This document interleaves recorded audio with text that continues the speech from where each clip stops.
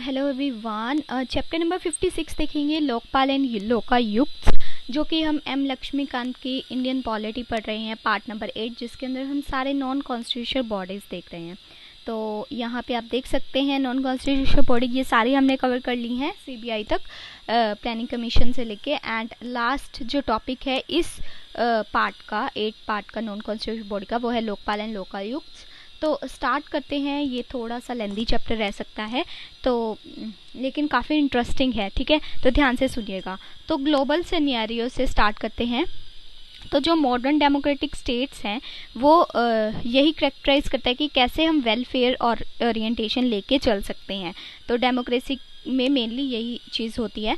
तो गवर्नमेंट जो है वो इस डिसीज़न पे पहुंची कि कैसे हम सोशो इकोनॉमिक डेवलपमेंट लेके चल सकते हैं नेशन का।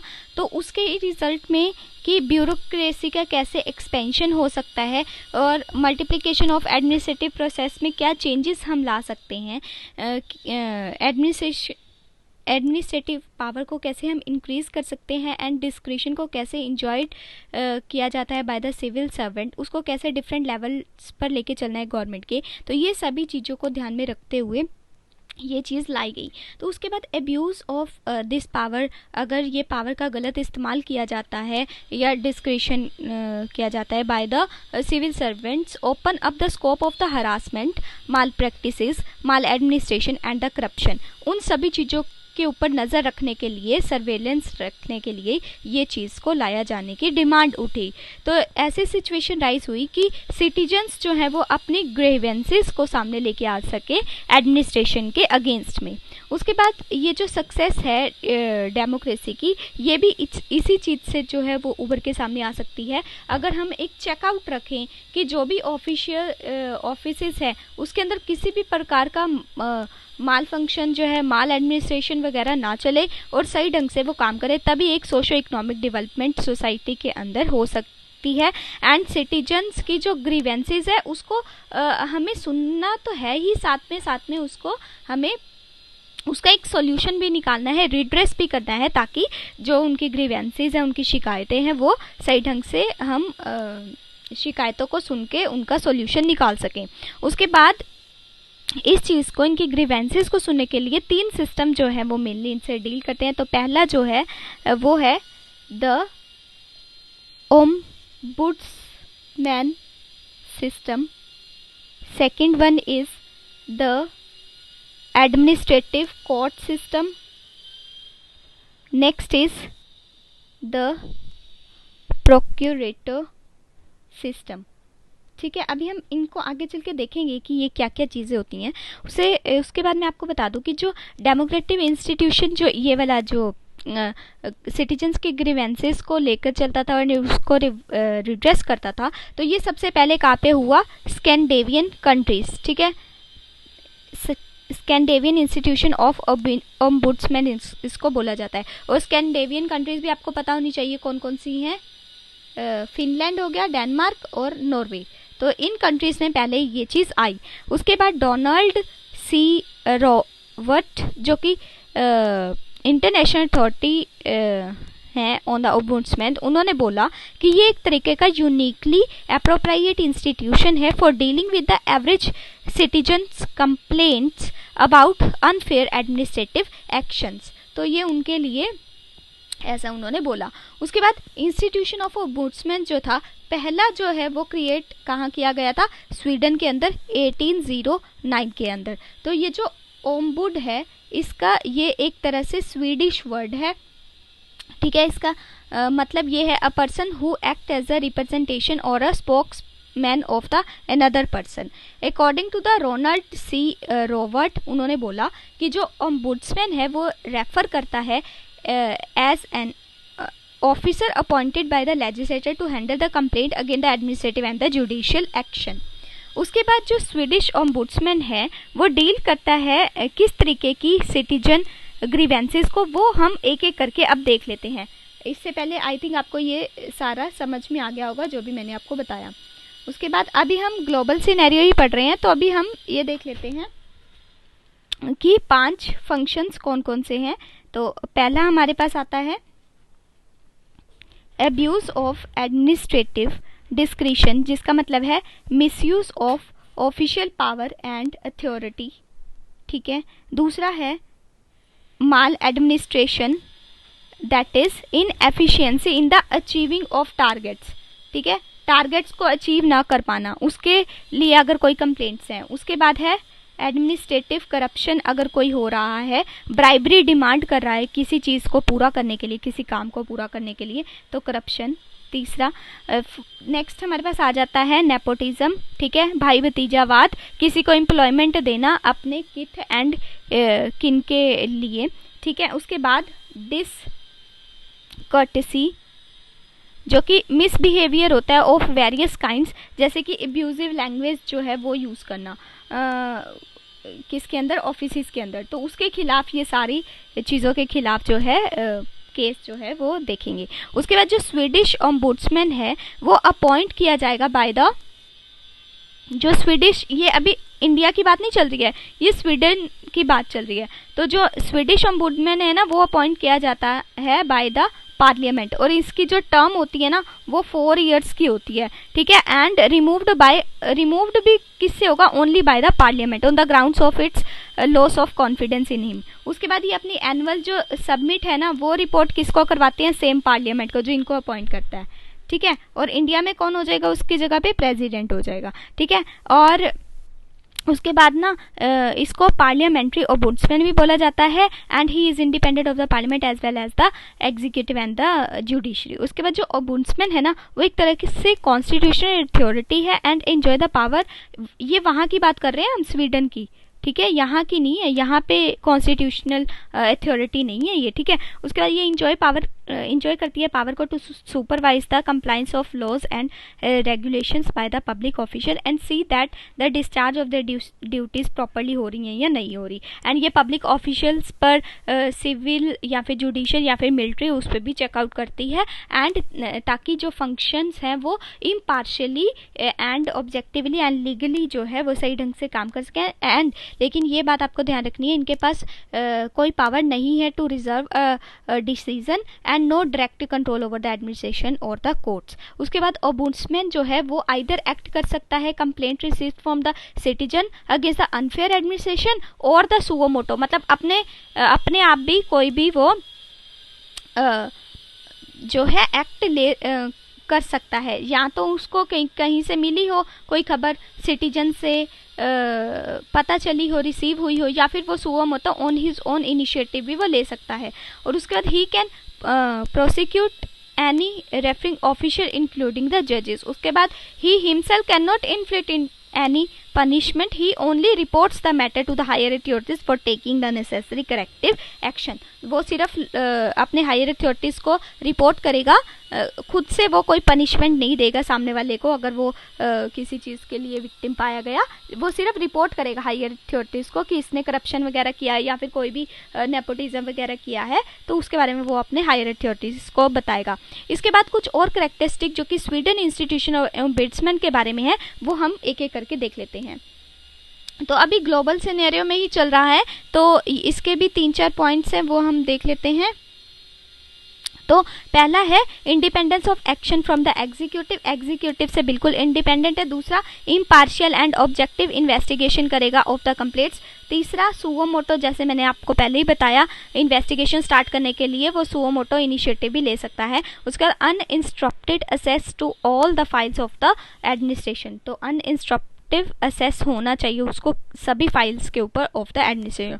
उसका right to report to parliament as oppose to the executive. The institution of ombudsman is based on the doctrine of the administrative accountability to the legislative. तो अकाउंटेबल किसको होंगे, legislature को, एडमिनिस्ट्रेटिव लेजिस्लेचर को, क्योंकि ये उनके डॉक्ट्राइन पर based है। उसके बाद while publicity given to the working in the press and the other media, तो ऐसा नहीं है कि मीडिया वगैरह को नहीं बताना, तो वाइड पब्लिसिटी जो है उनको भी देनी है कि मीडिया वगैरह में भी वो खबर सामने लाई जा सकती है। 7th वन इज कि direct, simple, informal, cheap, speedy method है ऑफ हैंडलिंग द कंप्लेंट्स, ठीक है। उसके बाद अब हम एक एक करके ये देख लेते हैं कि कौन से देश में पहले आया ओम्बुड्समैन, ठीक है। तो अभी ये ग्लोबल सिनेरियो की ही बात चल रही है, तो फ्रॉम स्वीडन, पहले स्वीडन से ही स्टार्ट हुआ। फिर उस पहले स्वीडन, फिर आया फिनलैंड के अंदर, ठीक है, 1919 में, फिर डेनमार्क, ठीक है, जो कि आया आपके पास 1955, देन नॉर्वे 1962, देन जो न्यूजीलैंड है वो आपका फर्स्ट ऐसा कॉमनवेल्थ कंट्री बना जिसने ओम्बुड्समैन सिस्टम को अडॉप्ट किया to form a parliamentary commissioner for the investigation in 1962। तो ये काफ़ी इंपॉर्टेंट है, ये पूछ लिया जाता है कि स्कैंडिनेवियन कंट्रीज के अलावा कौन सा ऐसा कंट्री है जिसने पहला ओम्बुड्समैन सिस्टम अडॉप्ट किया था, तो वो था न्यूजीलैंड। उसके बाद धीरे धीरे फिर यूके ने भी कर लिया, ठीक है, उसके 1967 के अंदर फिर more than 40 countries of the world have adopted ombudsman like institution with different nomenclature and the function, मतलब इनके सिस्टम, वर्किंग के सिस्टम अलग अलग होते हैं। तो ओम्बुड्समैन जो इंडिया में ओम्बुड्समैन है ना, उसको क्या बोला जाता है आपका लोकपाल एंड लोकायुक्त, ये आपको ध्यान रखना है। उसके बाद Donald C Rowat says that the institution of ombudsman is a bulwark of democratic government against the tyranny of the officialdom, ठीक है, officialdom। उसके बाद while Gernard E. Chaldean described the ombudsman as the institutionalized public conscience। उसके बाद कुछ और भी interesting चीज़ें हैं इसमें, वो आपको ध्यान रखनी है, जैसे कि एक यूनिक फीचर है डिवाइस क्रिएट किया गया, क्रिएटेड बाय इंस्टीट्यूशनल डिवाइस इसको बोला गया, created for the redressal of citizen grievances against administrative authorities is the French system of administrative courts. उसके बाद due to the success in France, ये जो सिस्टम था अदर यूरोपियन कंट्रीज़ में भी और अफ्रीका के कंट्रीज़ में भी पहुंच गया, जैसे यूरोपियन जैसे बेल्जियम, ग्रीस और टर्की वगैरह में भी, इन सभी कंट्रीज़ में भी ये पहुंच गया।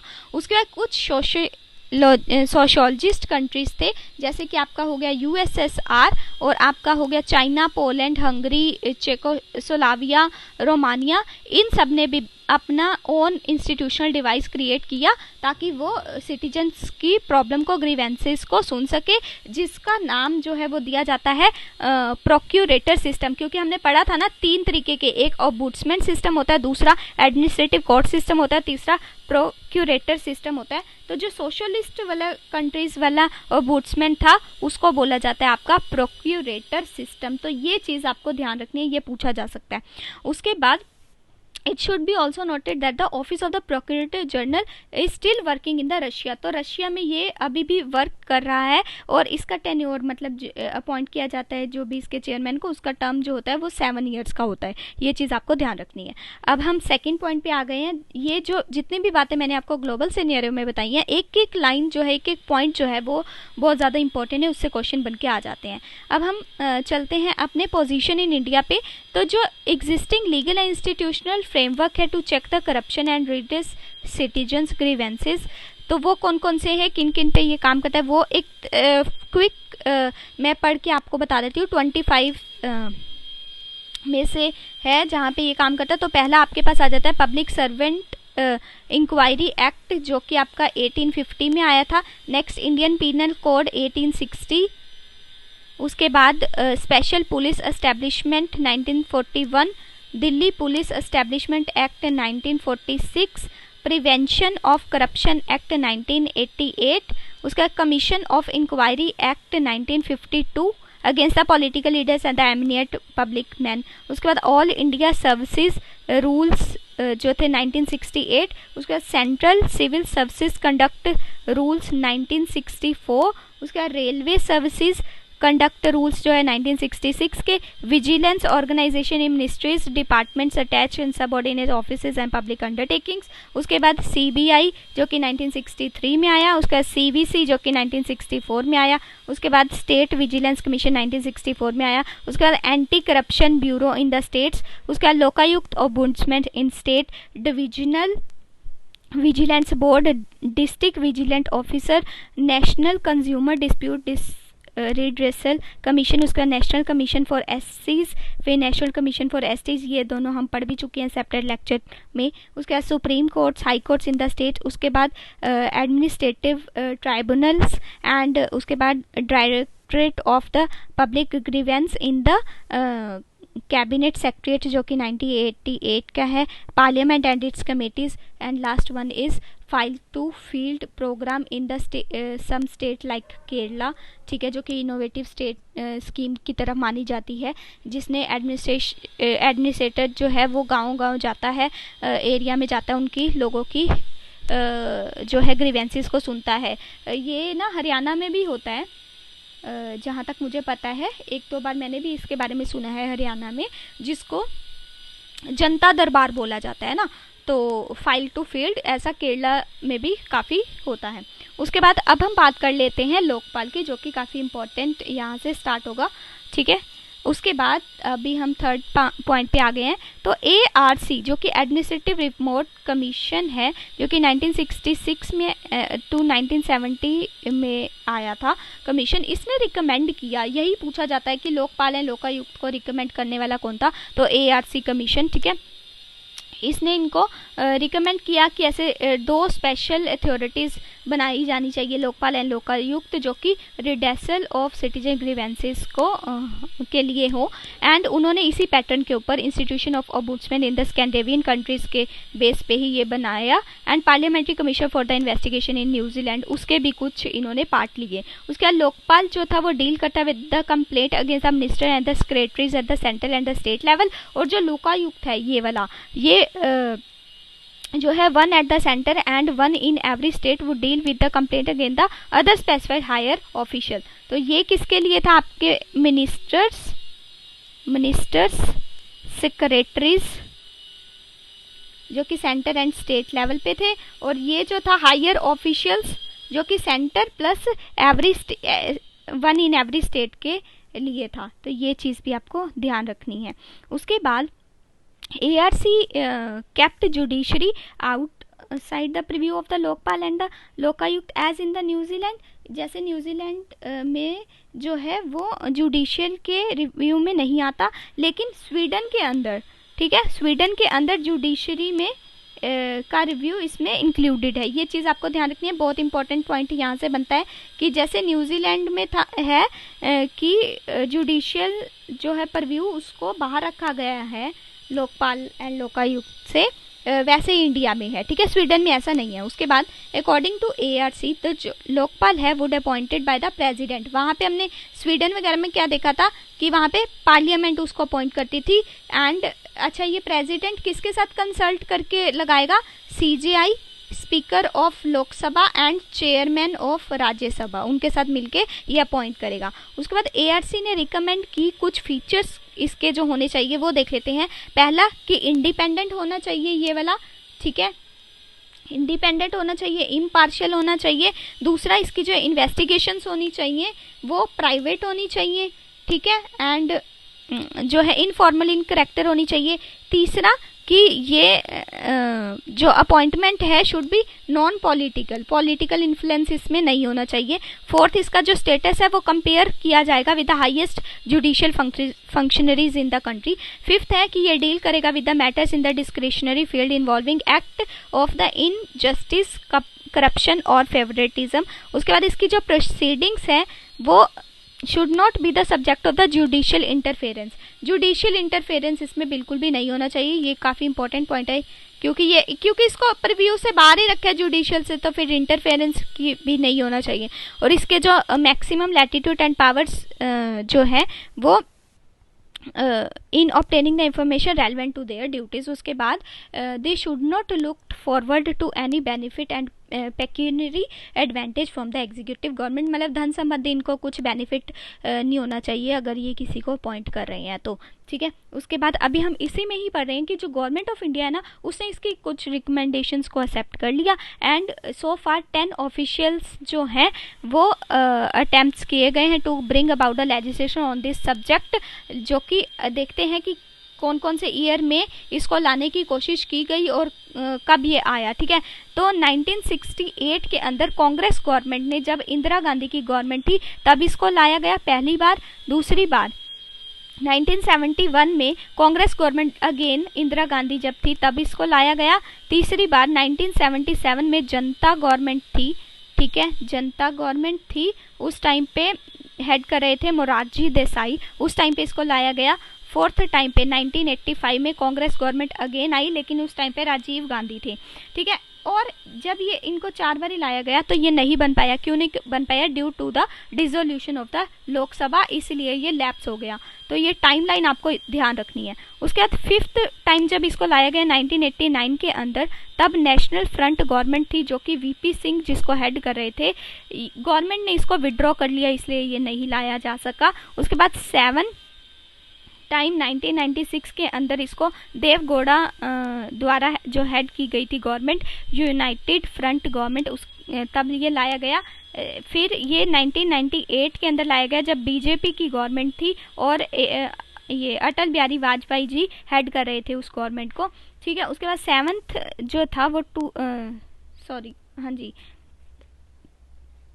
फिफ्थ वाला जो था वो वीपी गवर्नमेंट वाला था, एंड 6th वाला था जो वो देवगौड़ा वाला था, ये 7th हो गया।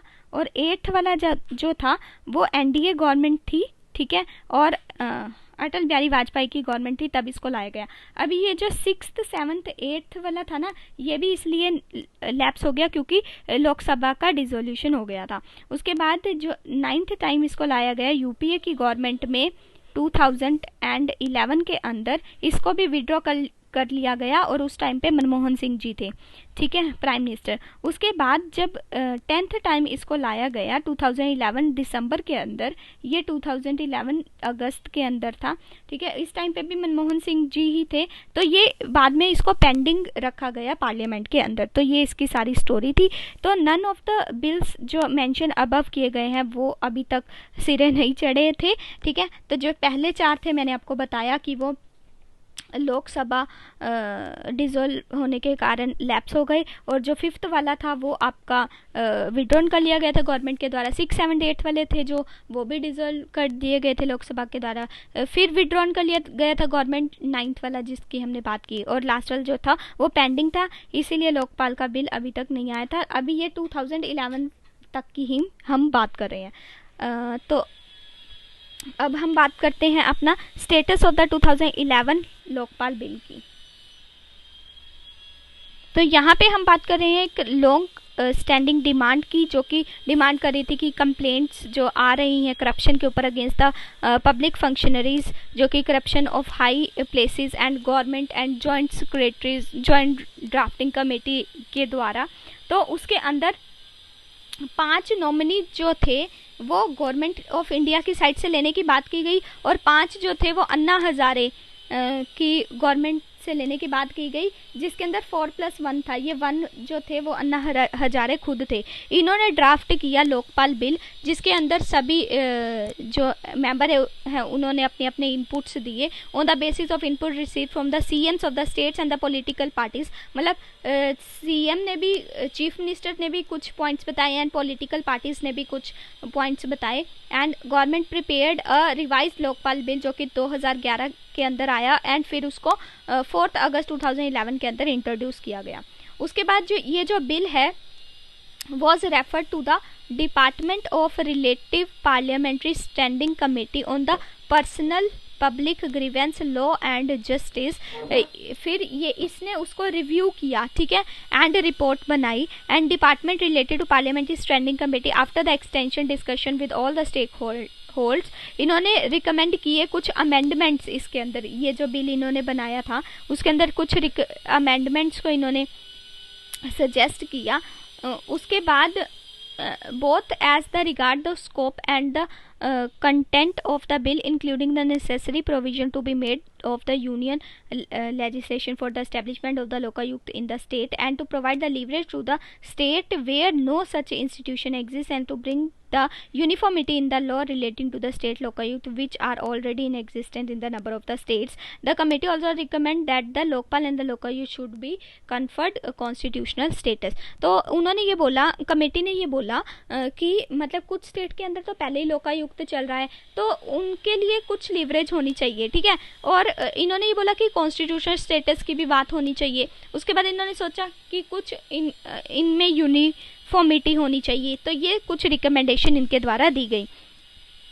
उसके बाद department related parliament standing committee, ये जो हमने बात की, government withdraw the Lokpal bill 2011 and pending in the Lok Sabha and introduce a new, नया फिर ये लेके आए जो कि दिसंबर में लाए थे, मैंने आपको बताया मनमोहन सिंह जी की ही गवर्नमेंट थी उस टाइम के अंदर।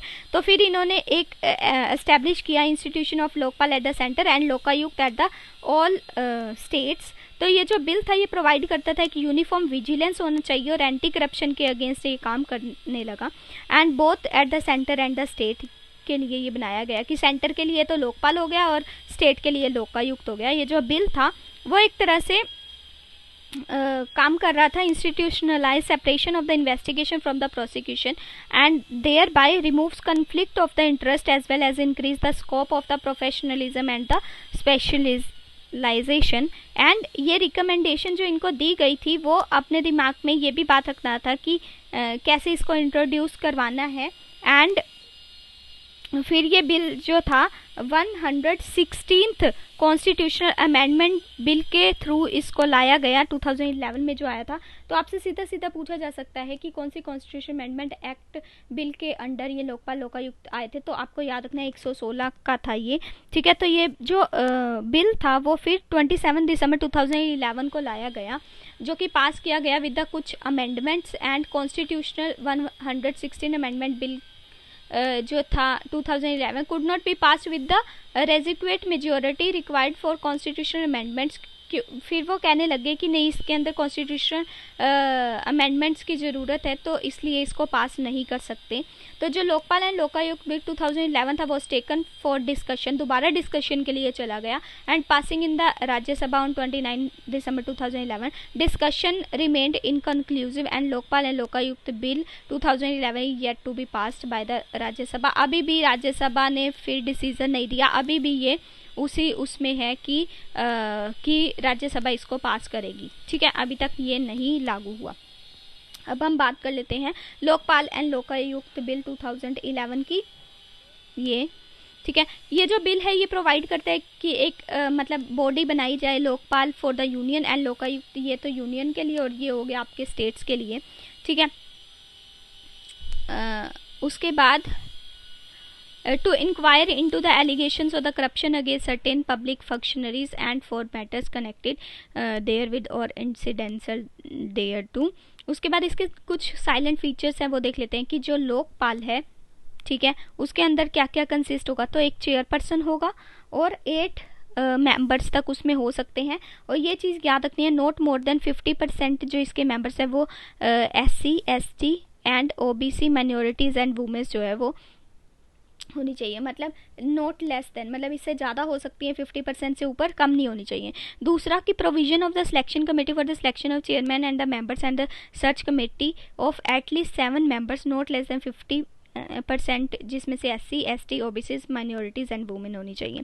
उसके बाद Lokpal to have the jurisdiction over the public functionary who is or has been the prime minister, मतलब इसकी जूरिसडिक्शन बता रखी है, prime minister, minister of union, minister of parliament, public servants, जो कि डिफाइन है अंडर द प्रिवेंशन करप्शन 1988 के अंदर, जो ग्रुप ABCD के हैं बिलोंग करते हैं। उसके बाद functionaries of any body and board of corruption corporation sorry. उसके बाद और अथॉरिटी और कंपनी और सोसाइटी और ट्रस्ट, सारे जो ऑटोनॉमस बॉडीज़ है वो by the act of the parliament Holi and partially, दोनों जो फाइनेंस किए जाते हैं सेंट्रल गवर्नमेंट के द्वारा एंड कंट्रोल किए जाते हैं उनके द्वारा, and such bodies and organisation जो कि गवर्नमेंट के द्वारा एडिड है, ठीक है। The annual income which is not which exceed an amount notified by the central government, वो भी इसके अंडर आए, जूरिसडिक्शन के अंदर आएगी। And functionaries of such bodies and organizations in receipt of donation from the public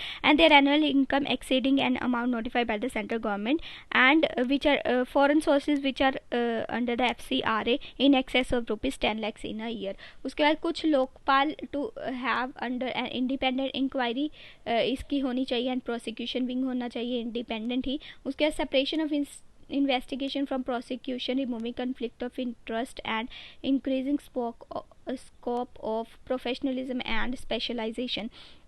उसके बाद to provide the Lokayukta in state on the similar lines and मतलब लोकायुक्त भी वैसा ही बनाना है, ये लोकपाल जैसे बनाया ना वैसे ही लोकायुक्त से बनाने हैं। उसके बाद Lokpal empower to constitute sufficient number of special courts भी बनानी है, ठीक है, स्पेशल कोर्ट्स भी होनी चाहिए। उसके बाद Lokpal to have power to recommend the transfer suspension of public servant connected with the allegation of corruption. कोई करप्शन के मतलब में संक्लिप्त पाया जाता है तो लोकपाल को ये पावर होनी चाहिए कि वो उसकी ट्रांसफ़र कर सके या फिर सस्पेंड कर सके ऐसे पब्लिक सर्वेंट को। उसके बाद enhancement of the minimum and the maximum punishment, जो कि 6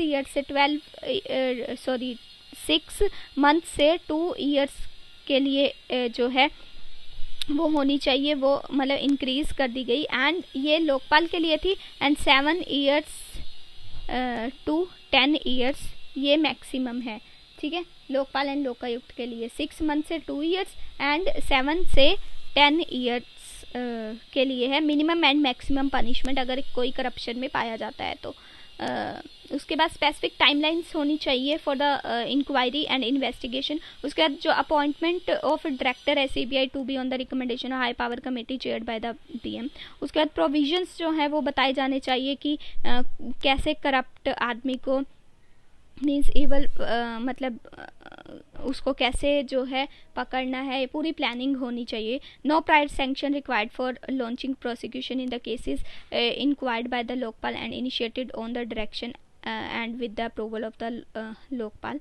उसके बाद लोकपाल के पास ये पावर होनी चाहिए कि वो सुप्रीडेंट कर सके एंड गाइड कर सके एंड डायरेक्शन दे सके CBI को अगर किसी केसेस में उसको ज़रूरत है, ठीक है। तो ये सारे जो पॉइंट्स थे वो मैंने इस लोकपाल बिल के अंदर जो लाए गए थे 2011 के अंदर वो मैंने आपको बता दिए। अब हम लोकायुक्त की बात कर लेते हैं। तो ये जो सेंट्रल गवर्नमेंट है स्टिल डिबेट कर रही है कि कैसे इसका एस्टेब्लिशमेंट हो सके लोकपाल के बेसिस के ऊपर, और काफ़ी जो स्टेट्स हैं वो इसको सेटअप कर भी चुके हैं। तो पहला जो हमारे पास आता है वो आता है महाराष्ट्र, जो कि 1971 में इसने जो है लोकायुक्त को इस्टेब्लिश कर लिया था। पहला वैसे तो जो है वो उड़ीसा लेके आया था, जो कि 1970 में लेके आया था, लेकिन ये एनफोर्स में कब आया 1983 में, इसीलिए महाराष्ट्र को ही फर्स्ट बोला जाता है कि जो लेके आया था। तो उसके बाद धीरे धीरे 18 स्टेट एंड 1 यूनियन टेरिटरी अभी तक जिसने लोकायुक्त खोल लिया है, ठीक है। उसके बाद आपको ये भी याद रखना है कि ये क्वेश्चन HCS में पूछा गया था कि हरियाणा का जो लोकायुक्त है वो कब एस्टेब्लिश हुआ था, तो 2002 के अंदर हुआ था। ये आप क्वेश्चन यहाँ से ध्यान रखिएगा। उसके बाद कुछ स्टेट हैं ऐसी जो ये लोकायुक्त जिन्होंने क्रिएट नहीं किया। तो पहला है अरुणाचल प्रदेश, जम्मू एंड कश्मीर, मणिपुर, मेघालय, मिजोरम, नागालैंड, सिक्किम, तमिलनाडु, त्रिपुरा, वेस्ट बंगाल। उसके बाद अब हम बात कर लेते हैं स्ट्रक्चरल वेरिएशंस की। तो यहाँ पे आ गए हैं। तो उसके बाद इसके जो वेरिएशंस है वो सेम नहीं है सभी स्टेट्स के अंदर। जैसे राजस्थान हो गया, कर्नाटक, आंध्र प्रदेश, महाराष्ट्र, इन्होंने ये जो लोकायुक्त बनाए हुए हैं उसके साथ साथ इन्होंने ना उप लोकायुक्त भी बना रखे हैं। और कुछ स्टेट ऐसी हैं जैसे बिहार, यूपी एंड हिमाचल प्रदेश, इसमें सिर्फ लोकायुक्त है, उप लोकायुक्त नहीं है, ठीक है। देयर आर स्टिल ऐसी स्टेट्स जहाँ पे जो है इसको लोकपाल के तरीके से देखा जाता है, लोकायुक्त की तरीके से नहीं देखा जाता, वो है पंजाब एंड उड़ीसा। तो ये इसको डेजिग्नेट करते हैं ऑफिशियल को एज द लोकपाल, ठीक है। उसके बाद this pattern was not suggested by the ARCs in the states, उन्होंने नहीं सजेस्ट किया था कुछ ऐसा स्टेट्स के अंदर ऐसा हो, ठीक है, ARC ने। उसके बाद अब हम बात कर लेते हैं अपॉइंटमेंट की। थोड़ा सा ही रह गया, अब ये लेंथी लग रहा है लेकिन है थोड़ा ही, ठीक है। तो देख लेते हैं इसको फटाफट से।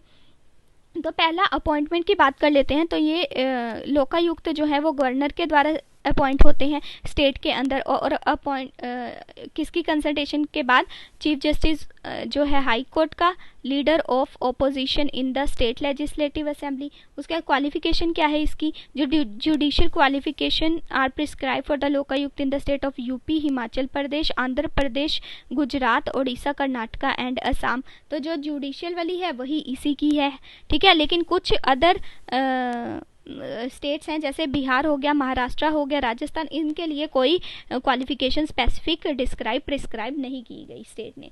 उसके बाद अब हम टेन्योर की बात कर लेते हैं। इनका टेन्योर, ऑफिस का जो टेन्योर है वो 5 ईयर्स या फिर 65 years, which ever is the earlier, वो रखा गया है। एंड नॉट इलिजिबल फॉर री अपॉइंटमेंट फॉर सेकेंड टर्म के लिए दोबारा अपॉइंट नहीं हो सकते ये। अब जूरिसडिक्शन की बात कर लेते हैं यहाँ पे, ठीक है। तो इसके जूरिसडिक्शन में कोई जैसे यूनिफॉर्मिटी नहीं है, अलग अलग स्टेट में अलग अलग तरीके से है। जैसे चीफ मिनिस्टर जो है ना इंक्लूडेड है इन द जूरिसडिक्शन ऑफ लोकपाल, जब हम हिमाचल प्रदेश, आंध्र प्रदेश, मध्य प्रदेश एंड गुजरात की बात करते हैं। वही चीफ मिनिस्टर जूरिसडिक्शन में नहीं आता जब हम स्टेट की बात करते हैं, महाराष्ट्र, यूपी, राजस्थान, बिहार एंड ओडिशा।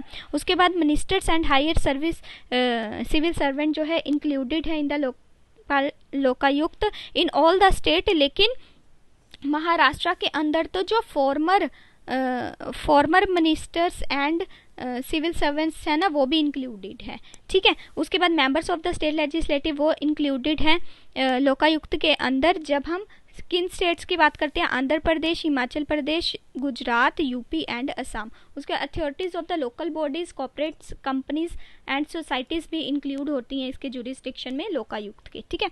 उसके अब हम इन्वेस्टिगेशंस की बात कर लेते हैं।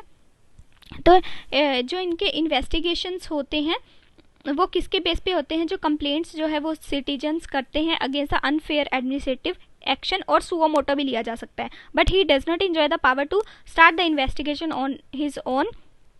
जब हम किन स्टेट्स की बात करते हैं, यूपी, हिमाचल प्रदेश एंड असम। बाकी स्टेट्स में तो वो सुओ मोटो ले सकते हैं, बस इन स्टेट्स में नहीं ले सकते, ठीक है। उसके बाद अब हम स्कोप ऑफ केसेस कवर्ड की बात कर लेते हैं। तो जब हम बात करते हैं ग्रीवेंसेस की as well as the allegations की, जब हम महाराष्ट्र, यूपी, असम, बिहार, कर्नाटक की बात करते हैं तो उनमें ये एलिगेशंस एंड ग्रीवेंसेस दोनों के केसेस लेते हैं। लेकिन वहीं हिमाचल प्रदेश, आंध्र प्रदेश, राजस्थान, गुजरात, इनकी जॉब कन्फाइंड है to the allegation, only allegation पे, ठीक है। यहाँ ये ग्रीवेंसेस को नहीं लेते, नोट ग्रीवेंसेस, या फिर जिनको आप बोलते हो माल एडमिनिस्ट्रेशन एंड एलिगेशन में आपके पास आ जाता है करप्शन। तो ये भी एक नंबर का क्वेश्चन बन के आ सकता है कि एलिगेशन में और ग्रीवेंसेस में क्या फ़र्क है, एग्जाम्पल के तौर पे बताइए। तो एलिगेशन जो है वो करप्शन जैसे केसेस होते हैं, और ग्रीवेंसेस जो होते हैं वो आपका माल एडमिनिस्ट्रेशन वगैरह हो गए। अब हम अदर फीचर्स की बात कर लेते हैं। तो अदर फीचर में ये है कि ये अपनी एनुअल जो रिपोर्ट है वो किसको सबमिट करवाएंगे, गवर्नर को, क्योंकि वो इनको अपॉइंट करता है, ठीक है। एंड कंसोलिडेटेड रिपोर्ट जो है वो बना के इनको देते हैं। जो गवर्नर है वो फिर स्टेट लेजिस्लेचर के आगे इसको रखता है, एंड Lokayukta is responsible to the state legislature फिर, ठीक है। एंड ऑल्सो हेल्प ये होते लोग जो लोकायुक्त होते हैं वो हेल्प करते हैं स्टेट इन्वेस्टिगेटिंग एजेंसीज को, ताकि वो इंक्वायरीज कंडक्ट करा सके, एंड वो कॉल कर सकते हैं किसी भी रेलिवेंट फाइल्स, डॉक्यूमेंट्स को, जो भी हेल्प चाहिए इनको, जो कि स्टेट गवर्नमेंट के ऑफिसेज होते हैं, वहाँ से कोई भी डॉक्यूमेंट्स की अगर इनको नीड है तो ये मंगवा सकते हैं। ये रिकमेंड देते हैं लोकायुक्त को, जो वो सिर्फ एडवाइजरी नेचर में होती है, नोट बाइंडिंग होती है। ये चीज़ भी आपको ध्यान रखनी है ऑन द स्टेट गवर्नमेंट। तो ये सिर्फ एडवाइजरी इनका जो है एडवाइजरी नेचर होता है, ठीक है। तो ये सारा चैप्टर था आपका लोकपाल एंड लोकायुक्त। यहाँ पे हमारा पार्ट नंबर 8 जो है वो फिनिश हो जाता है। Thank you.